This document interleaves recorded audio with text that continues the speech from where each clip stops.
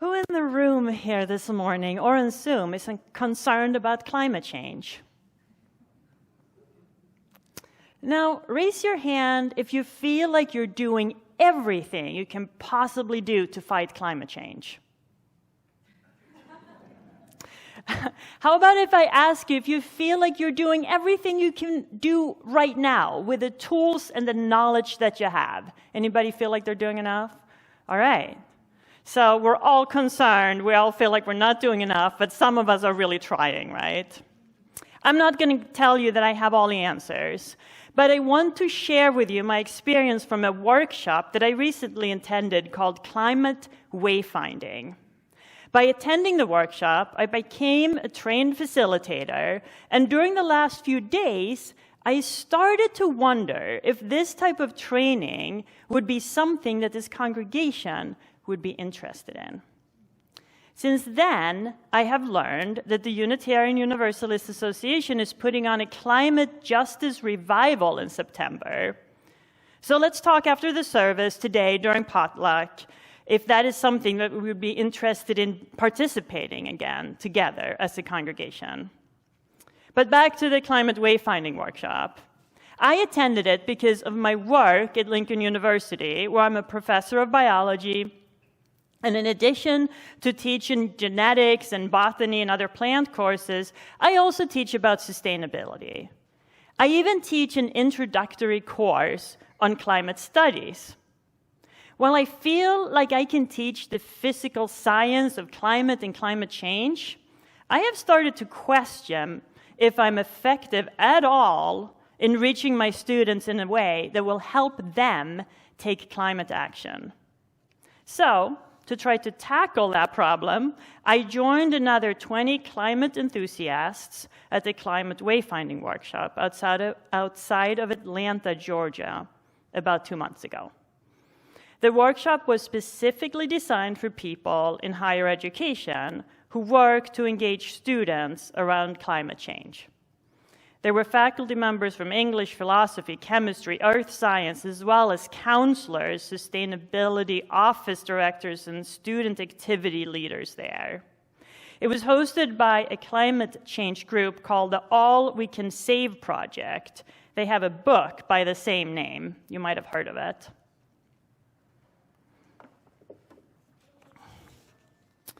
I'll come back to the workshop, but first I feel like I need to talk about the actual climate a bit and why so many people are so worried. The climate is changing. There's no doubt about it. We have one record-setting hot year after another. Did you know that the 10 hottest years since record-keeping began back in the 1800s have all occurred in the last decade, with the hottest on record being last year, 2023.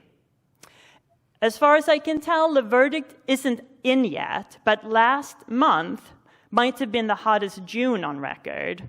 We know this was true for many of our southwestern states, including Texas, Arizona, and Nevada. While I love warm weather, the heating trend is wreaking havoc around the globe. Both the Arctic and the Antarctic are melting rapidly, and the same is true for glaciers around the world. Glaciers melting is particularly problematic as they hold our largest reserve of fresh water, and 2 billion people, 2 billion with a B people, or a bit more than 20% of the Earth's population, rely on this fresh water as their only source of water. It used to be that however much of the glacier melted in the warmer season and ran down the mountains would be replenished in the colder season through snow and rain. But not anymore. Warmer temperatures and shorter cold seasons have tipped this balance, and glaciers are disappearing. Of course, with melting ice comes rising sea levels. Warmer temperatures on Earth also leads to warmer waters, and warmer waters mean that our oceans hold more energy, which translates into stronger storms, like the Category 4 and 5 hurricanes that have become regular visitors to the Caribbean and our shores. In the last 2 weeks, Caribbean nations, Mexico, and the southwestern U.S. have been devastated by this season's first hurricane. Anybody remember his name? Beryl. Yep, Beryl was the first Category 5 hurricane to develop as early as in June, ever. As a reference, for the first hurricanes of the year usually blow into Caribbean waters at the beginning of August. But it is not just our waters that are affected. Warmer weather and changing weather patterns have also led to droughts, and then wildfires around the Americas and the world. California is on fire again this summer. And remember last summer when the smoke from the Canadian wildfires traveled down to us and hung out for a week or more in June? We had to put our masks back on to go outside this time. So these are only a few of the many real and tangible effects that we're now living with because of climate change. A change that is largely caused by humans living out of balance with our habitat here on Earth, as we put more greenhouse gases into the atmosphere than our Earth can absorb. Listening to the long list of threats can be challenging, right? And it sometimes makes me feel like sticking my head in the sand or just throwing my arms up and just giving up. I feel so tiny, and the problem is huge. This helplessness can be devastating and lead to what has been coined climate anxiety, or more broadly, eco-anxiety. If you read this week's newsletter, you might have noticed that our phenomenal administrator, Debbie, wrote a whole section on eco-anxiety and how reconnecting with nature by helping in our meadow might help. We didn't coordinate this at all, that just happened. So another term that's often used is climate dread. For a long time now, climate scientists have been increasingly alarmed that nobody is listening to them, nobody's taking action. They, the scientists, do what I just did, rattle off facts, and expect policymakers to do something. Same with me. I teach students all about the facts of climate change and expect them to come up with solutions. But the truth is that the facts just make us all depressed. And when we're depressed or feel eco-anxiety or climate dread, the last thing we want to do is engage further with the problem. As humans, our natural response is to run away or ignore the problem, stick our heads in the sand, which of course does not solve anything, but just makes it worse. So, what I really liked about the Wayfinding workshop was that we didn't dwell on all these doom and gloom details of pending disasters. Instead, we took stock of our own climate journey, our emotional connections to the environment, sustainability, and climate change. And then we looked at our superpowers, or the skills that we have, each as individuals. We examined our contexts, our resources, and the situations that we are in, and came up with a personal compass to be used in our climate wayfinding. But let me start at the beginning. The first question to the participants on the first evening of the workshop was about what brought us to care about climate and climate change in the first place. Here's how I answered that question. I've been a sustainability, environmental climate enthusiast for as long as I can remember. Growing up in southern Sweden, I was immensely inspired by my grandmother, Ruth, who was a lover of everything nature and natural. She was my inspiration for pursuing degrees in biology. She was the type of person who used rain barrels in the 1970s and 80s to water her expansive vegetable garden. I remember so clearly her hunt for natural detergents because she also used the washing machine effluent to water her gardens during especially dry summers. In other words, she was a gray water enthusiast before we had the term gray water. I looked it up. The term was coined in the early 1990s and includes wastewater from laundry sink and showers, which, absent harsh chemicals, is perfectly fine to use for watering your gardens. Oh, I have to tell you about my grandmother's gardens. They were immense. She grew both flowers and foods, organized into striking rows or patterns that I think only she could create. And she loved to cook for people. She was one of the most adventurous cooks I knew in my early life, often serving up meals like borscht or baked eel. Stinging nettle soup was another spring delicacy of hers. It both scared and excited me to learn that there was something beyond the traditional Swedish meatballs and mashed potatoes with lingonberries that were staples at my home dinner table. My grandmother's love for nature continues to inspire me. Every time I garden, which is pretty much every day this time of year, I think of her. She's the ancestor who whispers in my ear about finding phosphate-rich manure to make my flowers bloom while I save the nitrogen-rich stuff to get leafy green vegetables to grow. I ask myself how she would have organized the flowers in the bed to best show off their splendor. So although she passed away more than 12 years ago, she's always with me. Her legacy flows through me and into the future, and I'm so honored to be that vessel. And honored to have daughters and students who will follow me to further her legacy. With one question, the one about what brought us to care about climate change, the workshop helped me define my roots in the climate movement. This might seem trivial, but the workshop made me appreciate how important it can be to know your roots, to feel like you have a strong foothold and wisdom to rely on as you set out on your journey. It's like the hymn we just sang, Spirit of Life, Roots Hold Me Close, Wings Set Me Free, one of my favorite UU hymns.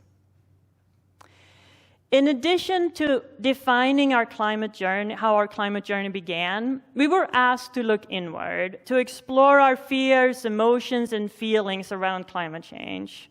Know how different this is from dwelling on the facts of climate change causes or the myriad of specific actions you can take that might mitigate climate change.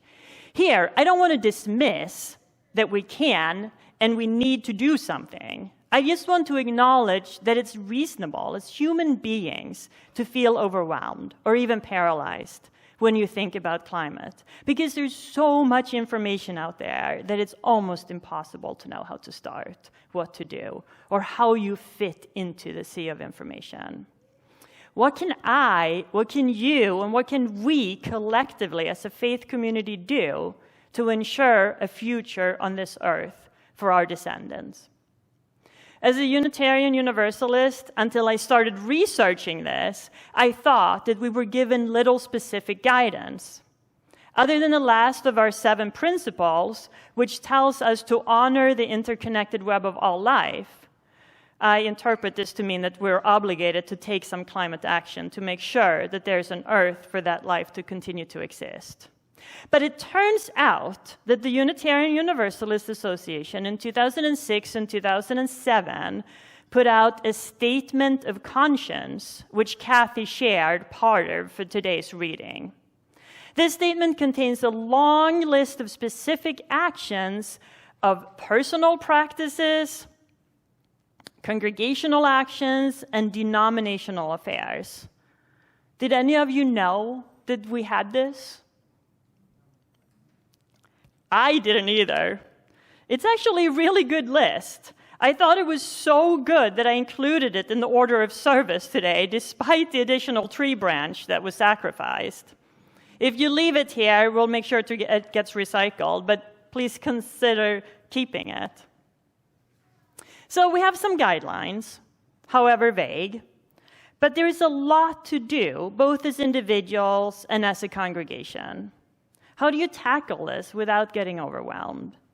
When we also need to fight for social justice, feed ourselves and our families, be good friends and neighbors, how do you find time, energy, and resources to be the best steward possible of our planet?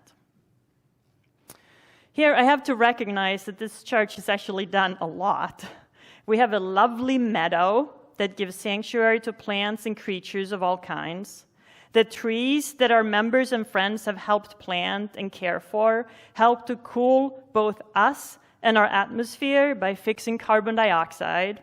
We also have solar panels. We have some composting enthusiasts among us who do their best to make sure that we compost instead of letting food and yard waste go to the dump, where it would most likely contribute to producing more greenhouse gases in the form of methane. We recently built a raised bed garden for our youth to learn about sustainable gardening practices. We only print our order of service in black. Don't use colored paper. You get it. We try our best. But we all know that we could do more. As a congregation, we could discuss if we want to try to become a green sanctuary, for example. And a green sanctuary is a UUA designation to recognize congregational climate action. Or we could talk about if and how we can be part of the climate justice revival in September. We could do more together, and we could do more individually.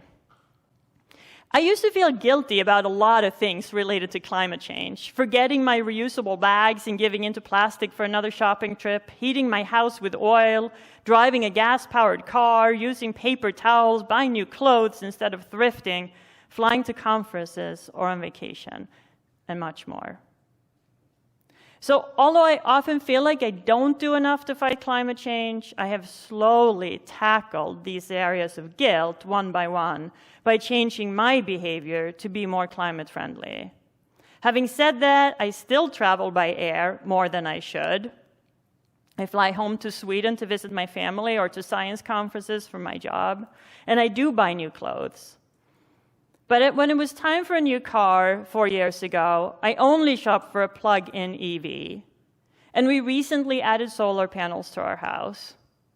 When our 25-year-old furnace broke last year, we invested in a heat pump, which turns out to help the climate and our wallet.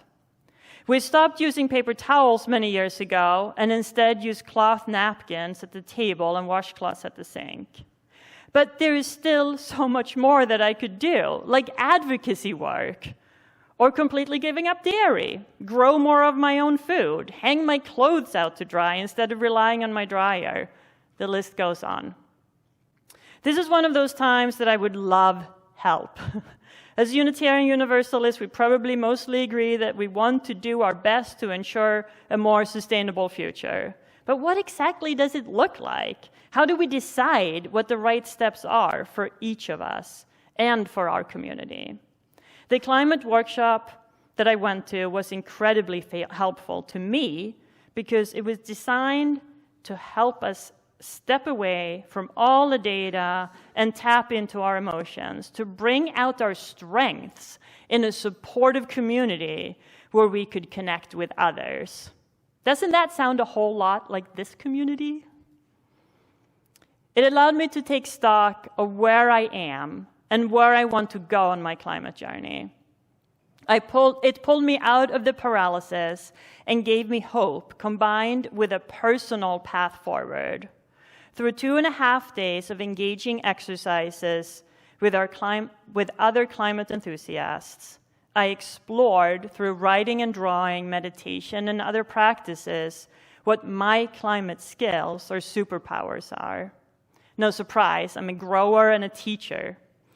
By pinpointing resources in my immediate environments together with existing contexts and connections, I was able to chart a clear path forward with specific, accomplishable goals. For now, I'm going to spare you all the details of the workshop, but I want to share that my concrete goals include a lot of garden work with students, food distribution of the produce that we grow based on both proximity and need, and network building of local farmers, to name a few. It was very helpful to work with others to have my vague, fuzzy ideas crystallize into doable projects. It helped me figure out what I, as an individual, can do right now. It alleviated some of my climate anxiety and gave me hope and energy to keep working. I also saw it give every single participant a feeling of power. It raised our consciousness to realize all that we can do. So, I wonder if we here did our own climate wayfinding workshop or participated in that climate revival that I talked about. What would we find out? Where could it take us as a community? Thinking back to my grandmother Ruth again, or William in our Story for All Ages, who were not afraid to think outside of the box to find sustainable solutions for feeding their families while helping the climate. I'm convinced that we as a community, drawing on our collective superpowers, could be equally or maybe even more creative to find solutions to climate problems. I would love to hear your thoughts during the potluck after service today.